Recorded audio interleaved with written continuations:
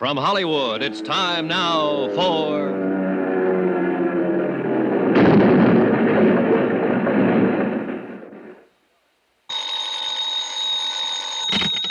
Johnny Dollar. Pete Codley, Johnny. Guaranteed transport. Oh, hiya, Pete. Seen the papers? No, I just got up. Why? What's happened? Air crash, for one thing. Air crash? Where? Mexico. Flight 6, Aztec Caribbean line, Mexico City to Havana. Crashed in the mountains 10 minutes after takeoff. 7 passengers and a crew of 3. Survivors? The way it sounds, none. Oh, tough. How do you come into it, Pete? We underwrite a company that handles flight insurance down there. 3 of the passengers bought policies at the airport. We're stuck for $75,000. This is a nice time of the year in Mexico, Johnny. What do you want me to do? Find out why it crashed? No, I know why it crashed. Somebody meant for it to. What do you mean? That plane blew up in midair. I'll get you a reservation.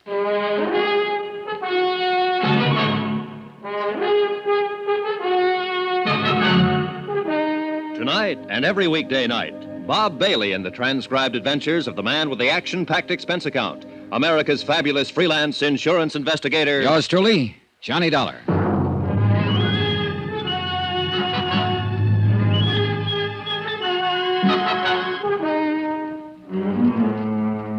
Expense account submitted by Special Investigator Johnny Dollar to the Home Office Guaranteed Transport Insurance Company, Hartford, Connecticut.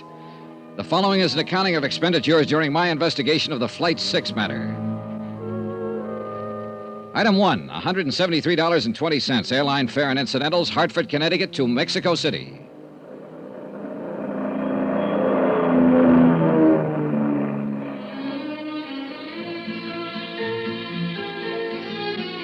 I checked my baggage through customs and started making inquiries, and then some more. And after the 14th Quien Sabe, maybe is better you ask him, I found the office I was looking for. Or at least I thought I'd found it.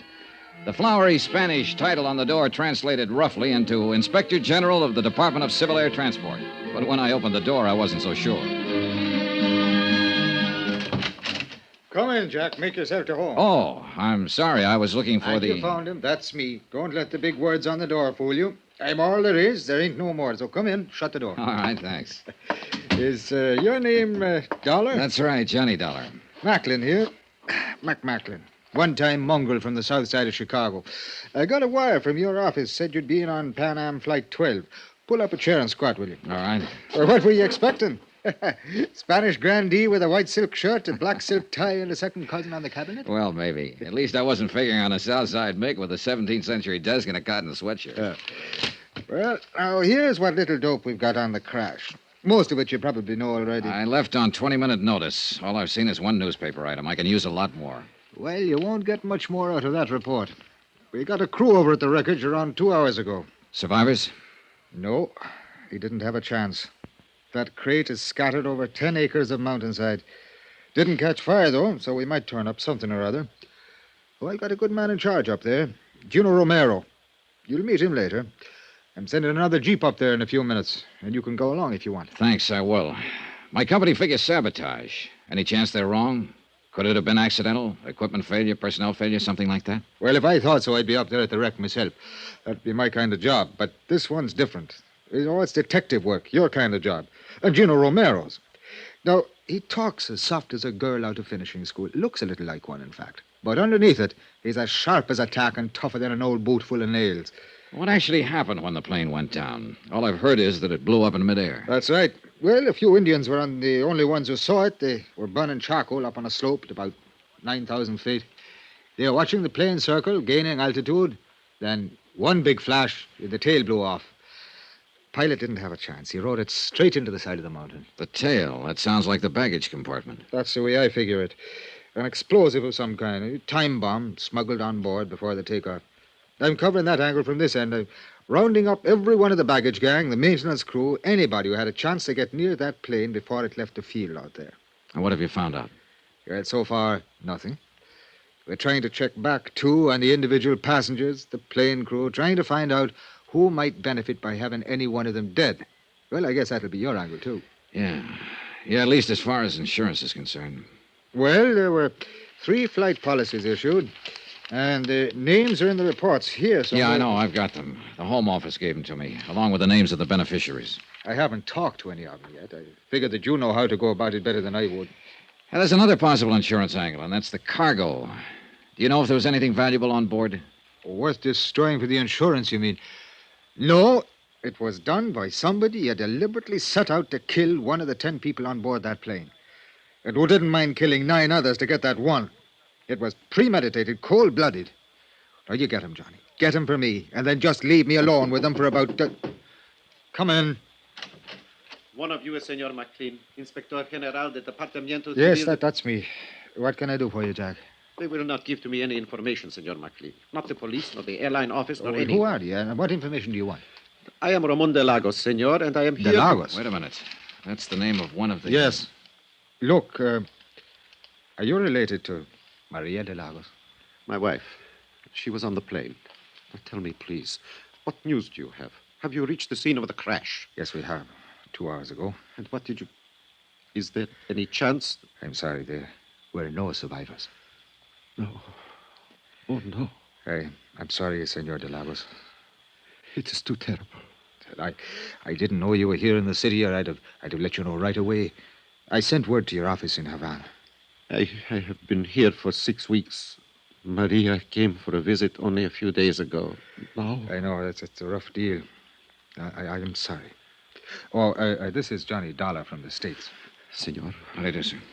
He's here to investigate the cause of this thing. What is the use, Senor? It will not return life to the dead. No, but I don't like to see a murderer get away with it. A murderer? Then the rumors are true. The plane was destroyed deliberately. It is hard to believe that anyone would... Senor McLean, what arrangements are being made? The bodies will be brought down to the Federal District Hospital, and I'll see that you're notified. Gracias, Senor. No, let's see. I believe your wife's brother, Don Serrano, is staying at the Hotel Regis. Yes, he is, but I am at the Monte Casino. Don Serrano and I are not friendly. I see. All right, Senor, then I'll contact you at the Monte Casino as soon as I have word. You are very kind. And again, I'm sorry. Yes, that is all one can say. Adios, senores. Know anything about him, Mac? Well, only what his wife filled out on the flight form. He's Cuban, residence and business address Havana, in the export game. And you know, of course, that his wife was one of the 3 people who took out accident policies. But naming her brother, Don Serrano, as beneficiary. I wonder why. Well, that's one of the 6 dozen questions you can ask when you start prowling. Look, I hate to rush you, Johnny, but I ought to start that jeep up the mountain. I'm ready anytime. I'll let Gino know you're coming. And you check with me if you want anything. You'll have full cooperation from the federal police and the government. And to repeat just one thing, Johnny. Yeah, I know. Whoever did it, get him. Check.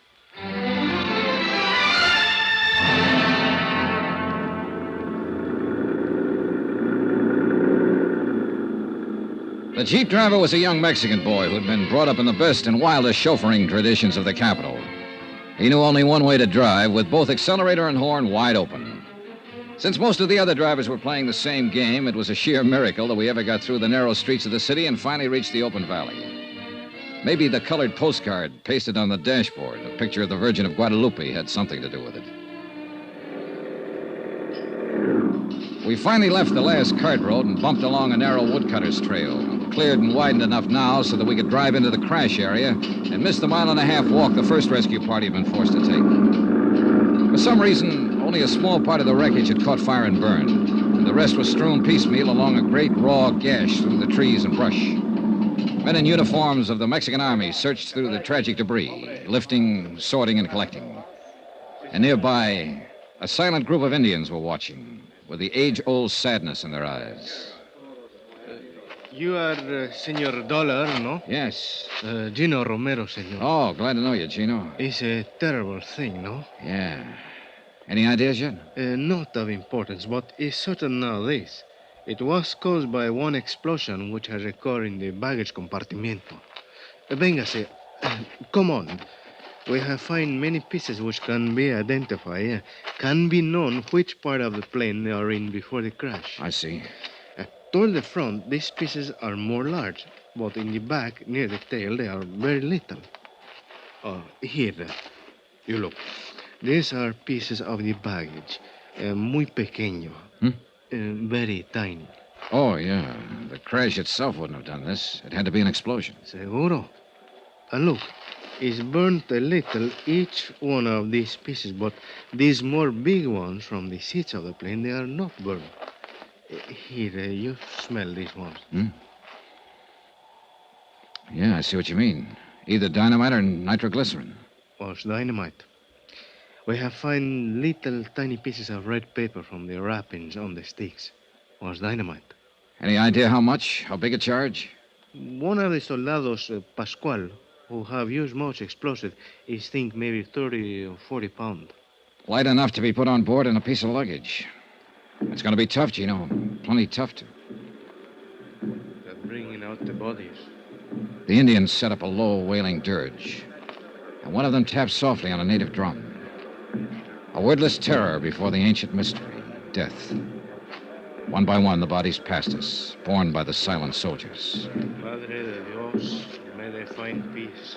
Then, for the first time, I noticed the girl, standing alone some distance away, watching without expression as the stretchers passed her. She was young, blonde, and beautiful. Not conventionally so, but beautiful as a young animal is beautiful. And she looked very much out of place. You are observing the señorita, no? What's she doing up here? ¿Quién sabe? She's strange, that one. Always she's look for danger. She's what you say, the daredevil. But it's like she's always have the charm. Death has never find her. So perhaps she has come here to look on his face. Do you know who she is? Pues sí. She's American. Her name is Marvel Terrence. Marvel Terrence. You have heard of her, senor? I'd heard of her, all right. And I'd wondered what kind of a girl would have a first name like Marvel. And now I knew, partly at least.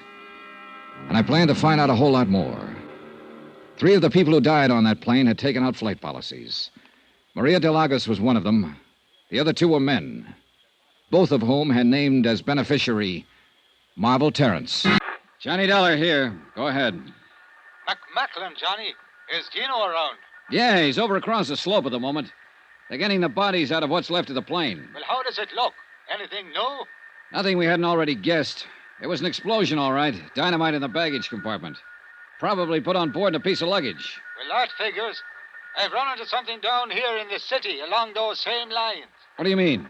The ground crew remembers one of the baggage handlers acting strange before Flight 6 took off last night. A man named Ramirez. What do you mean, strange? They say he had one suitcase that he wouldn't let any of the other handlers touch. Put it on the plane himself just before takeoff.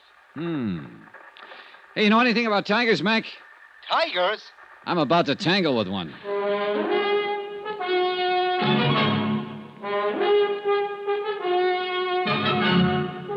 Tonight and every weekday night, Bob Bailey in the transcribed adventures of the man with the action-packed expense account, America's fabulous freelance insurance investigator. Yours truly, Johnny Dollar.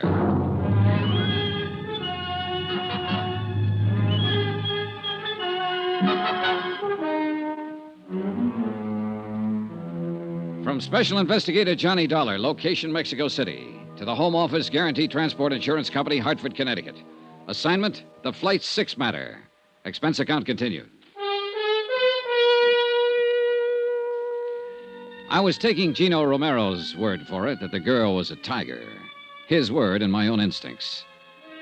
At first glance, she seemed soft, shy, and lovely. Then you sensed a wildness about her, a kind of suppressed violence that brought you up short and made you stop and reappraise her. She leaned against a tree, watching the bodies of the plane crash victims being carried down the slope and placed in the Army Jeep, with no sign of emotion on her face. Cool, detached. She had no reason to be here, and I wondered why she was. The only way I knew of finding out was to ask her. Yes, what is it? You're Marvel Terrence, I believe. That's right, and I've not met you somewhere before. No, but you're about to.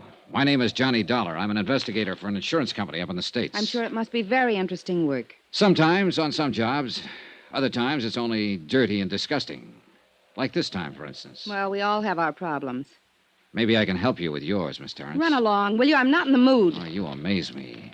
I think that seeing 10 bodies picked up and hauled away ought to put anyone in a gay, carefree mood. Look, beat it. You came out here sightseeing, didn't you, 20 miles from town? So you must like this kind of thing. I had friends on that plane, Mr. Dollar. So did a lot of other people. But maybe not as good friends as you had. I don't know what you're talking about, and I don't care. E.H. Palmer and Jim Rourke? Were those your friends, Miss Terrence? Now, let's get this straight. I'm not interested in playing footsies or any other game you have in mind. You're wasting your time, Buster. Now get going. Oh, wait a minute. Maybe you've got the wrong idea. This isn't just a social chat. No, you want to help me with my problem. Just one problem. I'm wondering how you're going to spend that $50,000. What? Yeah, that's a fair-sized chunk of money to drop right out of the sky. What are you talking about? What $50,000? The money you'll get from the deaths of your two friends, Palmer and Rourke. What do you mean? Say, tell me, were you with them at the airport last night when Flight 6 took off? Yes, I was. Then you but I must don't- have known that they both took out flight policies and that both of them named you as beneficiary. No. No, I didn't know. I wasn't with them exactly. At least, not up until takeoff. Then you claim this is all just a big surprise. Of course, I didn't know a thing about it. But it's just like them. It's what they do. Why did you come out here to the wreck, Miss Terrence? I don't know. Ed and Jim were my friends, and I don't know why I came, Mr. Dollar. She came because I brought her, mister. No, Bill. But I didn't bring her here to be pushed around by some morbid curiosity hound. No, please. This is Johnny Dollar, Bill. He's an insurance investigator. Bill Blakely, Mr. Dollar. Oh. Hello? He was asking me some questions. Why you?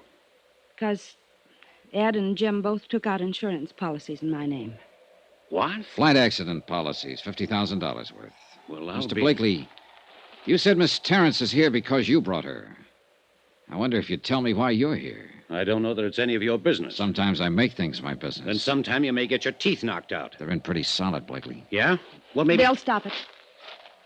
Sorry, Marvel. Ed Palmer and Jim Rourke were Bill's business partners.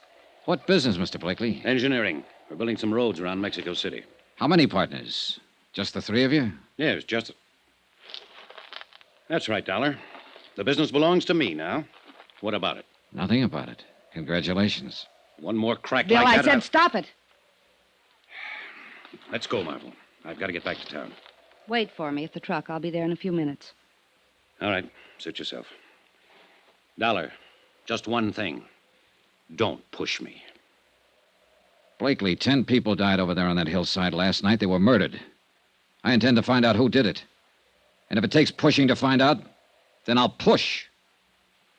See you around. Yeah. You probably will. This thing hit Bill pretty hard, Mr. Dollar. You have to make allowances. How long have you known him? A couple of months. And Palmer and Rourke? The same. It's nothing serious, nothing romantic, if that's what you're thinking. It was all just for fun. Was that all it was on their side? Oh, men always claim to be serious. But that's only part of the game. What else do you do, Miss Terrence? Beside play the game. That's all. I'm a wealthy orphan, Mr. Dollar, and my only career is drifting around the world playing the game. I'm ornamental, irresponsible, and rather useless. Maybe not entirely useless. Just being ornamental has some importance in this world. So you play too, huh? No, I meant it. I guess I was pretty obnoxious when you spoke to me a while ago. Well, I suppose I asked for it. I'm staying at the Hotel Monte Cassino. Are you? I'd like to see you again. I could teach you the game, Johnny. Well, that's a very attractive offer. Outside of business hours. But you think I'm mixed up in this. No, I'm not sure. Well, think about it, Johnny. You can call me at my hotel. The Monte Casino. That's where DeLagos is staying. Happen to know him? Ramon? Oh, yes, of course. Why? Well, one of the passengers killed in that plane was his wife. Didn't you know? I saw the name DeLagos, but I didn't even know he had a wife. Another just for fun? I think you've got some wrong ideas about me, Johnny. Come see me and I'll straighten them out for you. All right. I will. And something else. You'll find it out anyway, so I may as well tell you. Tell me what? I had reservations on Flight 6, too. I was going over to Havana for the weekend. I canceled out at the last minute. I see. Maybe that's why I came out here, to see for myself. I'm not afraid of death. I've tempted it too many times to be. But it does fascinate me. I stood there watching and thinking. Could have been me being carried down that slope. Except for luck. Why did you cancel out at the last minute? I was talked out of making the trip. By whom? Bill Blakely. I watched her swing down the slope, lithe, erect, and lovely. A strange girl, with an air of aloneness about her. An air that I felt would be with her even in the crowd. Strange, but also compelling. Exciting. She might be involved, or she might not. I didn't know. But I was sure of one thing. In either case, I was going to see her again.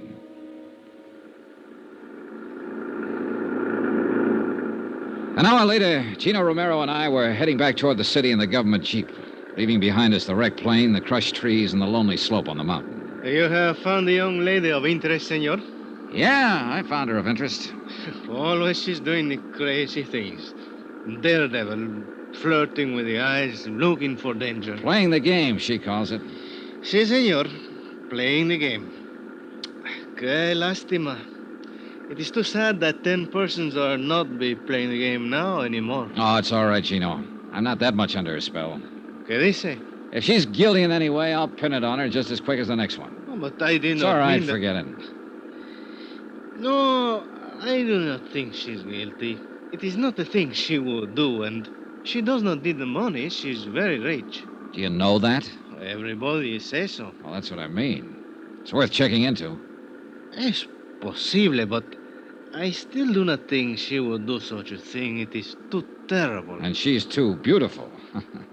Maybe I ought to give you the advice, Gino. Before the beauty of a woman, senor, we are all as brothers, like Senor Blakely. I see he will look very disturbed. Yeah, he did get a little hot under the collar. What do you know about him, Gino? Almost nothing. He's come here for 3 months now, making the road. And his partners, Palmer and Rourke, who were killed in the plane crash. What do you know about them? The same. Nothing. They all arrive together. Always they work together, play together.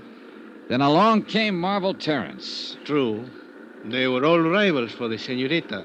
And there is one thing. What's that? They have the building for the machinery outside the city, the warehouse, you call it. What about it?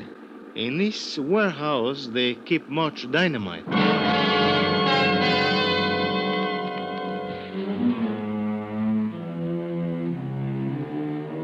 Gino dropped me at my hotel, the Del Prado, on Avenida Juarez. I changed clothes, cleaned up, sent some telegrams to the States. And about that time, Mac Macklin phoned up from downstairs and asked me to join him in the bar.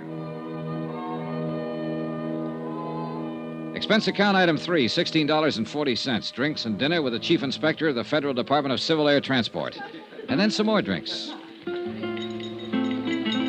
I've been here 7 years, Johnny. I like it. I feel at home here. I like the people and their way of life. But it'd still be good to see old Shy again. The snow piling up along the loop, and the wind ripping in off the lake. The crazy little joints along Baker Street. When were you there last, Mac? 1932. Oh, then you're about due. Well, why don't you take a couple of weeks and fly up there? No. Too much water under the bridge, Johnny. Too many little wars here and there in the world since 32. And too often McMacklin was flying in them. On one side or the other. Oh, what of it? Well, you know, Uncle Sam frowns on that kind of thing, Johnny, so we've got a sort of an understanding. I stay the heck away, and he forgets about me. I see. I've got no complaints, actually. I'm doing all right here, but sometimes I sure do get homesick for the old town. Of course, it's probably changed so much that Oh, yeah, yes. Con permiso de telephone, Senor Macklin. Oh, thanks. I plug it in. Hello, yeah? What? All right. Well, have you told the federal police? Yeah, I'll be here for a while. Adios. Well, we just lost our best angle, Johnny. What do you mean? That baggage handler, the one I figured slipped the dynamite on board the plane. The boys just now located him. His throat has been cut. Johnny Dollar. This is Don Serrano de Almeida y Pico. Oh? We have not met, Senor Dollar. No, all right. I've been sure to remember the name. Don Serrano. Oh, wait a minute. You're Maria Delago's brother. That is correct. I was planning to call on you this morning, Don Serrano. Well, that will not be necessary, senor, since I am taking the liberty of calling on you. I am downstairs in your hotel at this moment. Oh, I see. I believe I may be able to cast some light on the unfortunate tragedy which overtook my poor sister and the other passengers of that ill-fated airplane. You know something that hasn't come out? Rather a great deal, senor. I know the crash which resulted in the deaths of 10 innocent people was the evil work of a diabolical maniac. Yes, well... A product of the warped mind of a scheming, worthless, unspeakable dog, a sneaking, money-hungry snake, a scurrilous, unprincipled... Don Serrano. Si, senor. Come on up.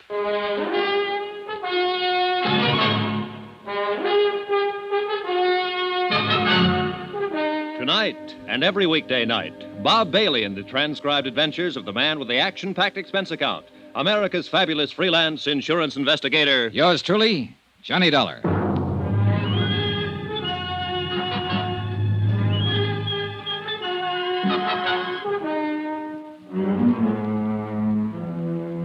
From Special Investigator Johnny Dollar, location Mexico City, to the Home Office Guaranty Transport Insurance Company, Hartford, Connecticut.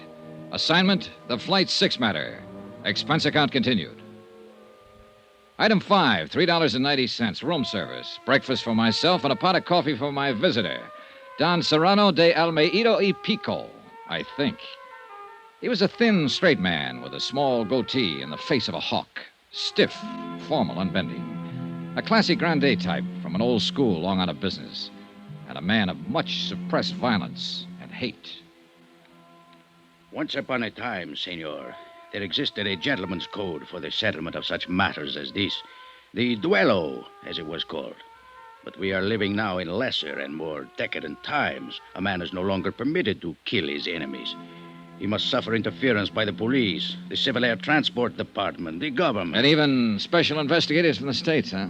Is that what you mean? I was not speaking personally, Senor Dollar. You are as much a victim of the times as I am. Well, it doesn't seem to be irritating me as much. More coffee, Don Serrano? Gracias, no. Perhaps it is because you have not lost your dearly beloved sister, senor. Oh, maybe. In that, at least, you have my sympathy. But let's get to the point. You've done quite a lot of talking about wanting to kill somebody, but I'm still not too sure who or why or what. It is very simple, senor. Not to me. Suppose we start at the beginning. As you like. But who can ever say what is the beginning of anything? All right, then let's be arbitrary about it. Let's start 3 weeks ago when your sister Maria came here from Havana to join her husband, Ramon de Lagos. I believe you said Ramon had been here for a month at that time on some kind of a business deal. A business deal? Do I look like a fool, senor? Oh, now, let's stick to the point. Women. That is his business, senor. Women with money. Then a week ago, Maria wired you, said she was terribly unhappy, and asked you to come at once. And when you got here, she told you what was the matter. She said Ramon was carrying on with an American girl named Marvel Terrence. A Jezebel, senor. So you took over. You got Maria an airline reservation back to Havana on Flight 6, the one that crashed, and told her you'd handle Ramon. Oh, she was putty in his hands. He lied to her every day since they were married, and she always ended up by believing him. I told her in the beginning he was interested only in her wealth. Which amounts to how much? Oh, much. Even after Ramon's foolish dissipation over the last few years. What happens to her estate now? Half of it she was permitted to dispose of as she wished. She made a will some time ago in favor of Ramon. Against my advice, I may say. What about the other half? Now, that reverts to me, senor. Oh? It is a matter of family tradition. Who managed your sister's estate before Ramon came into the picture? I did, senor. And quite profitably. I did not waste my energies on illicit follies and ludicrous intrigue. All right. Night before last, then, you took Maria to the airport and saw her off on the plane. Si. What was she planning to do when she got back to Havana? Was she going to divorce Ramon? My sister was a very pious woman. May she rest in peace. Her religion would never permit such an act. I see. And, of course, there was the matter of family tradition. Oh, naturally. Did Ramon go to the airport with you? I had not seen Ramon since the night before, nor had Maria. We had quarreled violently over his disgraceful conduct. Did Ramon know that his wife was taking Flight 6? I informed him the night before. Did you or Maria see him at the airport? Oh, no, senor. He was much too clever. He managed to keep out of sight. Then how can you be sure he was there? Senor Dollar, who else would be so vile as to place an explosive on board the plane? Oh, well, now I can follow your reasoning, but... The matter is self-evident. Well, look, I'm afraid we need more than self-evidence, Don Serrano. The problem of evidence is your responsibility, senor. I have told you who committed the deed. No, you've told me who you suspect.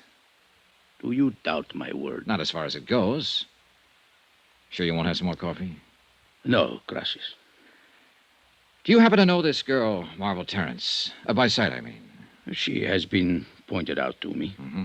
Did you see her at the airport? See, I did. I was under the impression she was going to leave on the plane, but after it departed, she was still in the terminal. Did you notice her talking to anyone before the takeoff? Yes, to some American, I believe. Red hair, stocky build, about 35? See, he would fit that description. Blakely. Did you see her talking to anyone else? Any of the baggage handlers or the ground crew? I'm afraid I did not notice. Is it important? It could be. Well, thanks for your information, Don Serrano. My only concern is to see justice done. I'm sure it will be. And now suppose we take a look at what you didn't tell me. Senor? The fact that Maria took out a flight accident policy for $25,000 and named you as her beneficiary. Well, I considered it a mere whim of my sister's. But the way things turned out, it was a pretty valuable whim, wasn't it, Don Serrano? For you, I mean. Senor, are you implying... I'm implying that Ramon wasn't the only one with a motive. Wasn't the only one who'll profit by Maria's death. You'll do pretty well yourself. Half her estate and $25,000 cash. That's not a bad deal. I should kill you for such an insult. You'd like to, wouldn't you? You're very big on this killing business. That's how you planned to handle things with Ramon, wasn't it, as soon as Maria went back to Havana? It is only what he deserves. And now you're trying to use me to do it. That's why you came here. You don't care about justice. All you want to do is get Ramon. He is guilty. If he is, Don Serrano, I'll find it out and I'll pin it on him. But if he isn't, I'm not going to be pushed into framing him. So you can take these dirty, underhanded insinuations of yours and you can... Get out, Don Serrano. Expense account item 6, $12.60. Taxi fares in and around Mexico City. I checked with the federal police first. They had their best men working on the murder of the baggage handler at the airport. And so far, they'd turned up nothing. They didn't have a single lead. I went through their files on the other 7 people who died on the plane. Nothing. The 2 pilots and the stewardess were Cuban and apparently had no close friends or enemies in Mexico City. 2 of the passengers were Brazilians and were only traveling through en route from the States. And as far as the other 2 were concerned, there seemed to be no motive. So it came right back again to the 3 I was already working on. Maria de Lagos and the 2 business partners, Ed Palmer and Jim Rourke. The 3 people who'd bought flight insurance policies. And that left me with 4 possible suspects. Ramon de Lagos, Maria's husband, Don Serrano, her brother, Marvel Terrence, and Bill Blakely, the partner of Palmer and Rourke. I checked with Inspector Mocklin, but he'd made no progress. With Gina Romero, no progress. I tried to reach Blakely, but he hadn't shown up at his office. I phoned Marvel Terrence and got a reluctant agreement from her to meet me for lunch. I waited for her at the Vendome for an hour. She didn't show up. Finally, at 1 o'clock, I went to her hotel. Oiga, mozo, traiga el equipaje del cuarto número 85. Ahorita vaya. Ándale, pues. Si, senor. What can I do for you? I'd like to see Miss Marvel Terrence. I wonder if you... Miss Terrence. Que señorita tan bonita, tan hermosa. Yeah, well, if you'll... She's the most beautiful woman who has ever stayed at this hotel. Yeah, she's pretty gorgeous, all right. Would you mind Sometimes I think everybody in the world is in love with this señorita. All day long, it is one man after another which call up to talk to Miss Terrence. Well, would you ring her and tell her I'm 2 waiting... times so many calls we get on the switchboard while the señorita is live here. That's very interesting. And now would you You please... must forgive me, amigo. When I think of Miss Terrence, I lose all sense in my head. All right. You're forgiven. Now, if you... What is it you wish, senor? Will you ring Miss Terrence and tell her I'm waiting down here in the lobby? Immediately, senor. Your name, please? Johnny Dollar. Johnny... D-O-L-D-O... How do you spell it, please? D-O-L-L-A-R. L-A-R. Gracias. I will tell her at once that you... Sacre nombre. I had forgot. Forgot what? She's not here no more, senor. What? She has checked out of hotel at 11 o'clock this morning. Expense account item 7, $2.10. Lunch at the Monte Casino Hotel, alone. I was sorry she'd skipped. I guess I was secretly hoping Marvel would turn out to be in the clear. But if she were, then why run out? It didn't add up. I paid my check and started to leave the dining room. And at the entrance, I ran square into a man I was planning to see later in the day. He didn't seem very happy about it. Senor Dollar. How are you, Ramon? It is a pleasure to see you again, senor. And I'd now, like to if talk you'll to you a excuse couple of me- minutes. Come on, let's step into the bar. But I have a most important engagement, senor. Oh, this is important, too. I understand you're a friend of Marvel Terrence's. See, it is my honor and pleasure. Well, she's checked out of the hotel here. Do you know where she went? Oh, senor, I do not discuss the private affairs of my friends. Oh, knock it off, Ramon. This isn't a tea party. 10 people have been murdered by an explosion aboard a plane. One of them was your wife, remember? I cannot help you. I know nothing of Miss Terrence's plans, and now... I if talked to you your will brother-in-law this morning, Ramon, Don Serrano. He tells me you're the one who put the explosive on board the What? plane. It is a lie. He seemed pretty certain of it. He tells me you stand to inherit half of your wife's estate. Then he is better informed as to the details of the matter than I am. I do not know what happens to the estate, senor. He seems to think you wanted to get your wife out of the way in order to have a free hand with Miss Terrence. Don Serrano, as you may have noticed, is a bigoted and jealous old fool who thinks only of money. He knows better than that. What do you mean? Maria was different from the women of your country, senor. She understood such matters as my friendship with Miss Terrence. And accepted them? Except such times as Don Serrano goaded her into being foolish, yes. It is a difference of the Latin temperament, senor. I see. Then there was no trouble between you and Maria. None of importance. The trouble was Don Serrano. He has hated me from the day of our marriage, because from that moment on, he no longer had any control over Maria's fortune. If you wish to discuss this further, senor, I will be happy to do so later, but I must leave now. Con su permiso. I watched him hurry out of the hotel. I had no real reason to stop him and no authority to. On sudden impulse, I crossed the lobby to the public phones, called the Hotel Regis, and asked for Don Serrano de Almeida y Pico. Don Serrano had checked out. No forwarding address. I called the Del Prado and asked for Bill Blakely. Mr. Blakely had checked out. No forwarding address. I left the phone booth and hurried back to the desk. The clerk was very sorry. Ramon de Lagos had checked out earlier in the day. No forwarding address. Johnny Dollar. Inspector Macklin's office. Gino Romero. Oh, Gino. What did you find out? Did you locate any of them? Beneficiaries of the crash of Flight 6? Si, senor. It was an affair most simple. A matter of making a telephone call to the airport. Then they've left Mexico City. Si, senor. The señorita Marvel Terrence has taken the 10 o'clock plane this morning to Acapulco. Oh? Senor Blakely has taken the 11:30 plane to Acapulco. Senor Ramon de Lagos has taken the 2 o'clock... Plane to Acapulco. And what about Don Serrano? Oh, with him, it's different. At 2:45, he's depart from Mexico City in a special charter plane. Look, Gino, is there another flight to Acapulco this afternoon? But, of course, at 4:30. Already I have 2 reservations. Good. I'll meet you at the airport. What's the flight number? Gino. I'm scared to think of it. This one is also called Flight 6.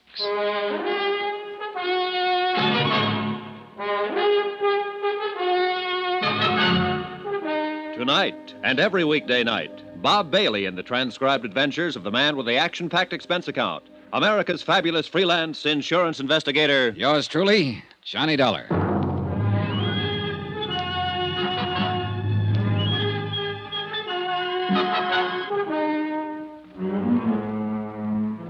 From Special Investigator Johnny Dollar, location Mexico City, to the Home Office, Guaranty Transport Insurance Company, Hartford, Connecticut. Assignment, the Flight 6 matter. Expense account continued. Item 9, $63.45. Incidentals in Mexico City and plane fare to Acapulco. One more of the sharp contrasts of Mexico. We left the stiff formality of the city behind us, the cool, thin air of the high plateau, and 50 minutes later, we stepped off the plane and into the steaming heat of the tropics. Barefoot tourists in shorts and barefoot natives in white cotton dungarees. Soft brown skins and flashing teeth. Mangoes, papayas, and the heady scent of tropical flowers. Blue sky, blue Pacific, and a burning sun. And a bay so bright and beautiful it breaks your heart. Acapulco.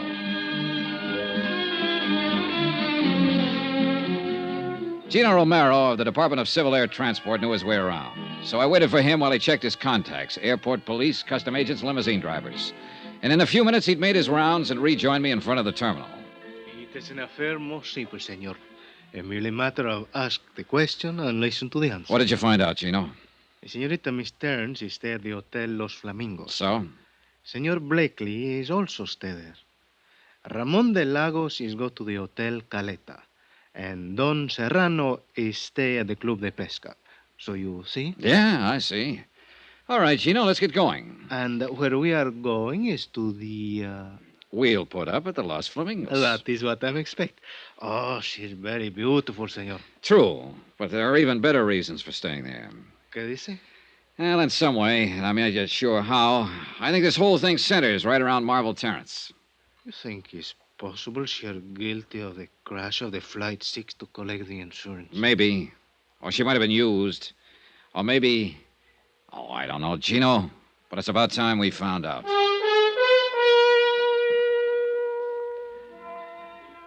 Expense account, item 10, $1.50. Limousine fare from the airport to the hotel. The Flamingos is built on a point near the far end of the peninsula, set on a headland high above the white smother of surf below. And there, just before dusk, with the western sky a yellow blaze of glory beyond the far rim of the Pacific, I found her. She was sitting on the open terrace by the edge of the cliff. And once again, she was alone. Sit down, Johnny. Thanks. I suppose I should be surprised, but I'm not, really. I guess I rather expected you. Well, then wasn't it a waste of time to run away from Mexico City? I've always run away, I guess. And most of the time, I imagine you've been followed. Or maybe I wanted to face you here, where it's so beautiful. Where perhaps you'd be able to understand me a little better. Is that what you want, Marble? To be understood? Doesn't every woman? I thought it was more often the man. And usually it's his wife who doesn't understand him, isn't it? I see this isn't going to be just a social chat. Oh, I doubt if it could ever be just a social chat. Not with you. Now, you got too much impact for that. A compliment? That's a fact. There's no place else in the world with sunsets like the ones here. Every evening. It's like there's another land way off there in the west. It's a strange, bright, golden land. And it keeps calling, coaxing. Only in a little while, it'll disappear. And everything will be dark off there in the west. Maybe you do understand me, Johnny. Maybe that's why I'm half afraid of you. Another reason I ran, maybe. I can be a fool, easy. Sort of hereditary defect, you might say. Oh, it's a common affliction. Rarely fatal. Rarely doesn't help. Once is enough. You know something? When I die, I want to be buried up there in the middle of a sunset. It'd be kind of lonely, wouldn't it? I think I've always been lonely. Do you know I haven't a single living relative in the world? Not one. I was 14 when my parents were killed in an auto accident. I stayed in a boarding school, and the bank handled the estate. When I was 21, they turned it over to me. And since then, I guess that's not what you want to know, though, is it? Not exactly. Want to tell me about it, Marvel? No. As a matter of fact, I don't. I don't even want to think about it. It would be better if you would. For whom? For me? I doubt it. I feel dirty, Johnny. Telling wouldn't change that. It might. Anything I'd tell you would be only suspicion, not fact. Wouldn't? Unless, of course, you're expecting a confession. Do you have one to make? No. But you know who caused Flight 6 to blow up and why, don't you? No. I can make a guess, that's all. Like to tell me that guess? You'll find out soon enough, Johnny, and I'd rather it didn't come from me. 11 people have died, Marvel. I know. 10 on the plane that crashed, and the baggage handler who was murdered later, and You whoever... don't have to remind me of it. I couldn't forget it if I wanted to. I told you how I felt, now drop it, Johnny. All right. I didn't know. That's all I can claim. I just didn't know. What do you mean? Nothing. Look. It's dark out there now. And sunset's gone. There's always another one. I wonder. Have you ever met Don Serrano, brother-in-law of Ramon de Lagos? No, but he was pointed out to me. Did you see him at the airport the night Flight 6 was blown up? I don't remember. I don't think so. Did you see Ramon? No. Did he know you'd canceled your reservation that night? He didn't even know I had one.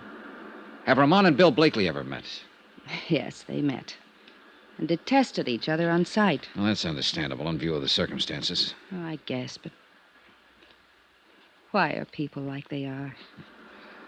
Did you arrange for Blakely to follow you here? I didn't tell anybody I was coming. And he was a good guesser. So was Roman and Don Serrano. I know. They're all here. Why? They don't even know me. They don't want to know me. Not in any real way, but they're here. Oh, yeah, they're here. And I think you ought to tell me what you know, Marvel. Tomorrow, maybe. Not tonight. Let me have just one night, Johnny. All right. Take me to dinner. Dance with me. Laugh with me. Give me just one evening. Will you, Johnny? Sure. And thank my lucky star for the chance. You're sweet. I'm saying it now. Without any strings. No matter how things work out. I'll still mean it. You're a sweet guy, Johnny. Give me time to change.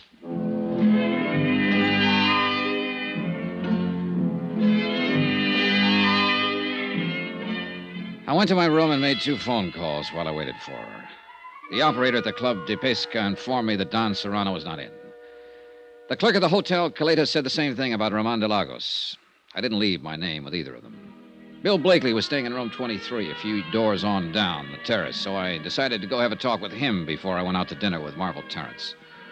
But as it happened, I didn't have to go to that much trouble.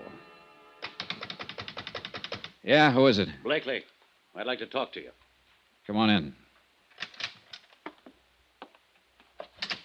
Do you always cover your visitors with a gun? Only when I spot them listening outside my door. I don't know I what saw you're- your shadow against the shutter there. You've been standing outside for the last 5 minutes, Blakely.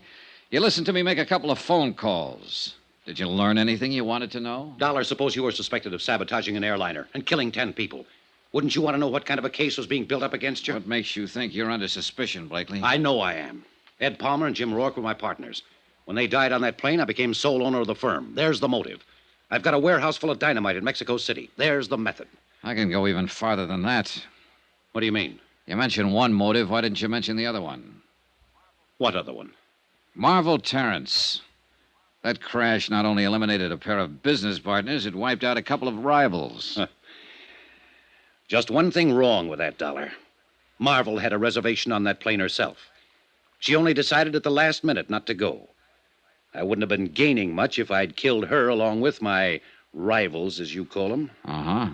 Maybe that's why you cornered her at the airport and argued her out of going.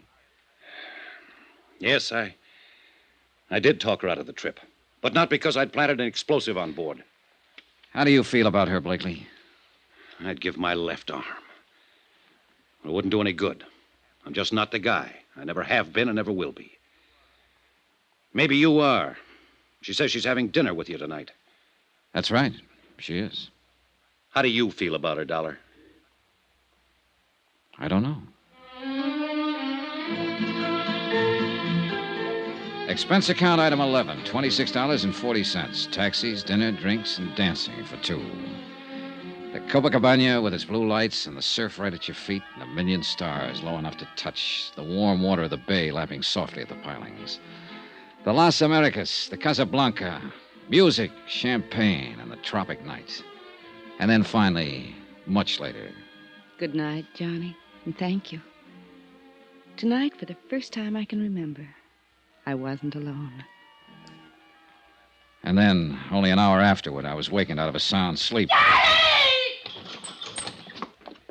Senor Dollar. Right with you, Gino. What was it?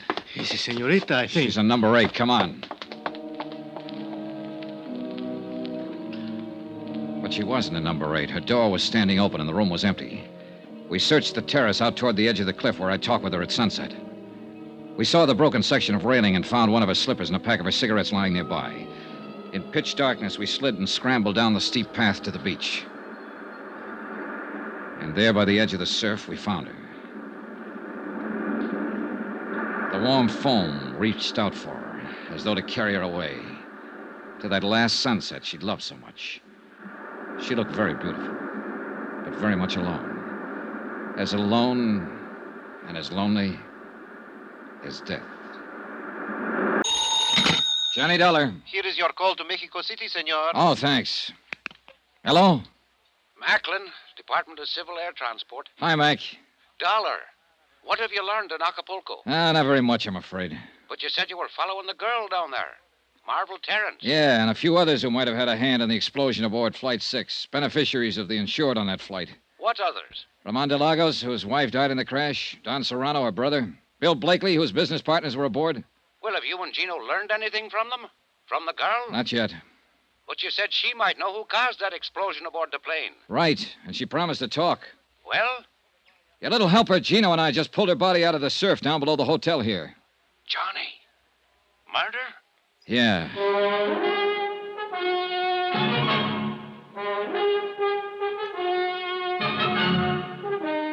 Tonight and every weekday night, Bob Bailey in the transcribed adventures of the man with the action-packed expense account, America's fabulous freelance insurance investigator. Yours truly, Johnny Dollar.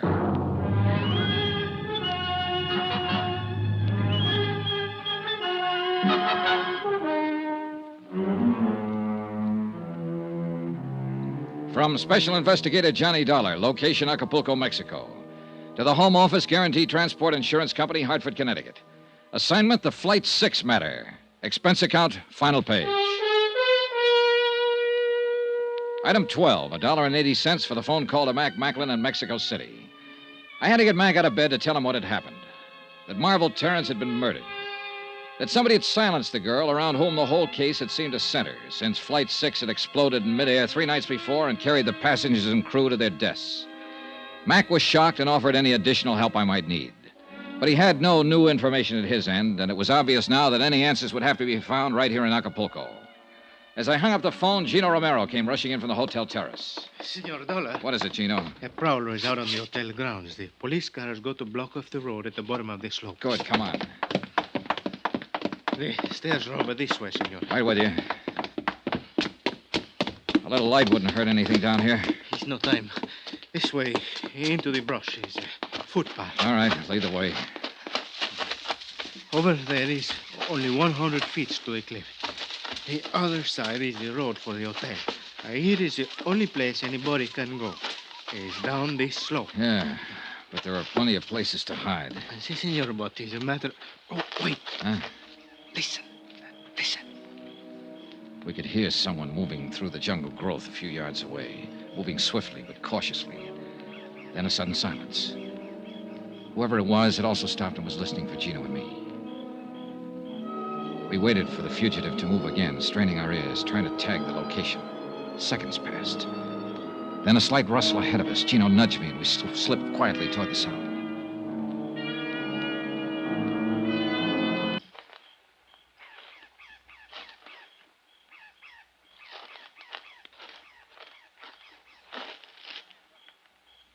Get your hands up. Well. Buenas noches, Senor Dollar. You seem to be quite a night owl, Don Serrano. Not ordinarily, Senor. The circumstances which place me in this rather awkward position are not usual ones, I assure you. You were up there prowling around the hotel. Why? I was looking for my unmentionable brother-in-law. Ramon de Lagos? Why? What made you think he'd be here? I went to his hotel.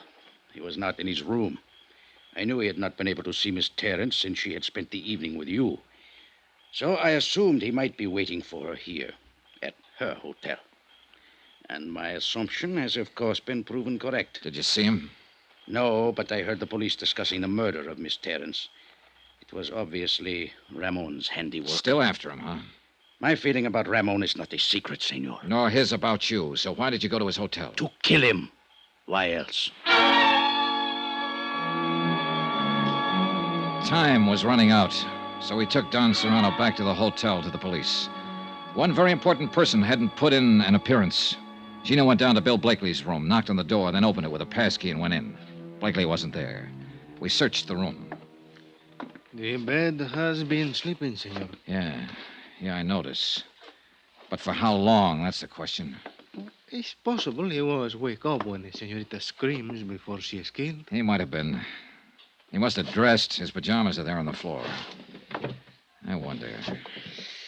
Quien sabe if it was a quarrel of lovers, the jealousy. He did not like it when the senorita was go with you tonight. I don't think it's that simple, Gino. Let's get this bag open. Have a look inside. Maybe we can... It's not even locked. He seems to have been traveling light. There on the top, senor. Yeah, I see. What is it? Box of .38 caliber cartridges spilled open. And that piece of oilcloth. He had a gun packed in here. No, it's gone. He got up, loaded a gun, and left. Took the gun with him. If it was before the scream, that's one thing. But if it was afterward, then... What are you thinking, senor? I think we'd better take the police with us, get over to the Hotel Caleta, and check up on our third suspect. Ramon? But Don Serrano said he is not there. Don Serrano could say anything. I think we'd better get over there, Gino, and do it fast.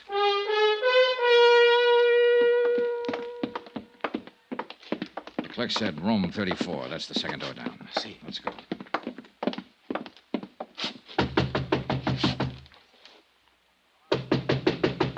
Roman! Roman! Who is it? Johnny Dollar, open up. Watch yourself, Gino. See. Come on in, Dollar. You're Blakely. Yeah. Better hand over the gun, Blakely. You won't get a chance to use it now. The police are out in the lobby. Okay. All right, thanks. Ramon didn't show up, huh? I wish he had. That's all I was asking. Just one clear shot at him. Are you sure he's the one who killed her? Sure enough. Did you see him? No, but he's the one. She was scared of him, Dollar. She told me earlier in the afternoon, before you got down here to Acapulco. Told you what? She said Ramon had followed her here from Mexico City, that he'd been acting strange. She said she was glad I was staying at the same hotel, and that she didn't want to see him or talk to him. Yeah, it figures all right. It checks with what she said to me last night. If she'd only given me a little more to go on. She was a real great kid, Dollar.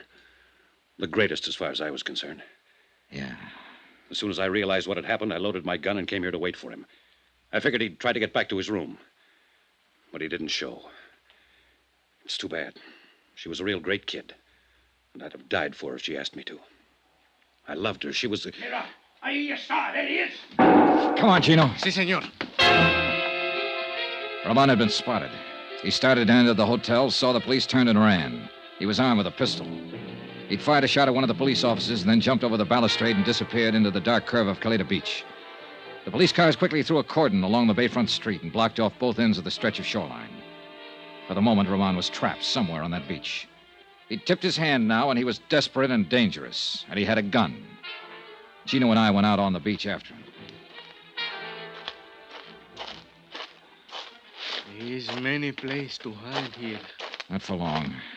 They'll have some more police here within a few minutes. Come on. It's maybe better we wait, senor. I do not think Ramon is planned to be taken alive. I can still see that girl, Gino, lying at the foot of the cliff. Si, senor. I remember. Spirit. What is it? There by the water is... No, I am wrong, senor. It's only a boat pulled up on the sand. Yeah, it's a paddle boat. Well, I think it's better maybe we separate, senor. I look in the pavilion, the cabañas. You stay close by the water. In this way, we'll have him between us. good idea, Gino. But you've got the rough end of it. Take care of yourself. Si, senor. Well...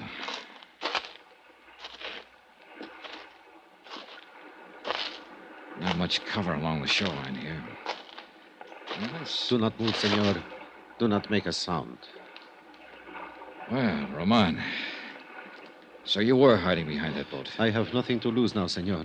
If you make one move or try to call out, I will kill you. Yeah, I think you would. All right, then, what comes next? This boat. You will push it into the water. But be very careful. If you make any noise, even by accident, I will kill you. Quickly now. Hurry. Relax, Ramon. You don't have a chance anyway. We will see. Careful now. Be quiet. Good. Now get in, quickly. Sure.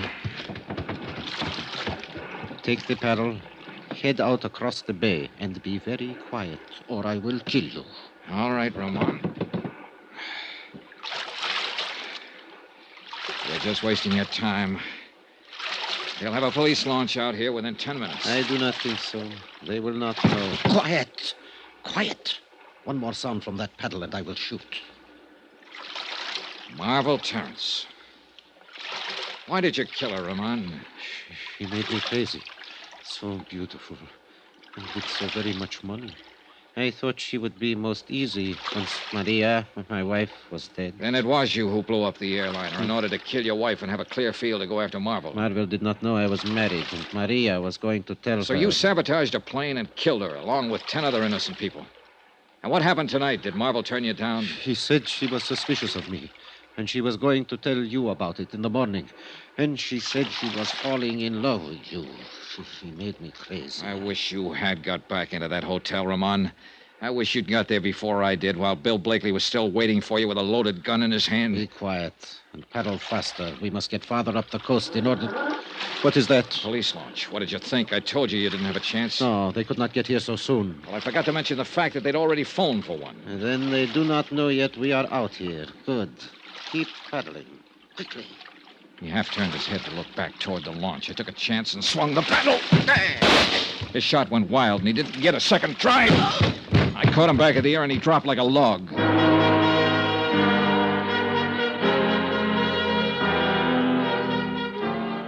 The police located our boat a few minutes later and hauled him over the gunwale and into the launch. And that should have been the end of it. But none of us realized Ramon's insane desperation. He'd only been pretending unconsciousness. On board the launch, he snatched a gun from one of the officers and tried to take over the boat. He didn't have a chance. He took a full volley of shots from 3 police pistols square in the chest.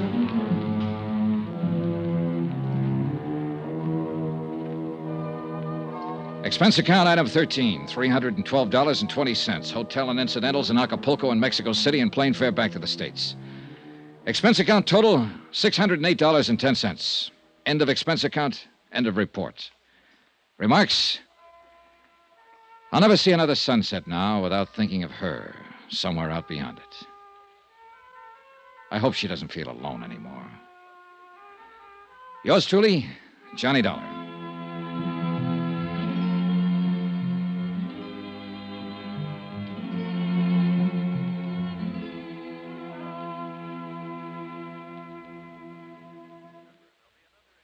Remember, there'll be another intriguing story for you beginning next Monday night. Next week, a dead girl comes to life in a case that's packed with lies. Yet every one of them comes true. Join us, won't you? Yours truly, Johnny Dollar.